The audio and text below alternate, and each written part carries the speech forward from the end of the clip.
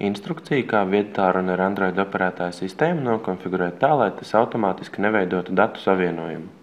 Galvenajā izvēlnē atveram uzstādījumus, Settings.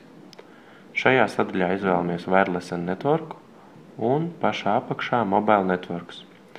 Pirmais no diviem ķeksīšiem Data Enabled nozīmē, ka telefons drīkst veidot un lietotājs ir piekritis datu savienojumiem. Izņemot ārā šo ķeksīti, telefons datu savienojumu neveidos nekad.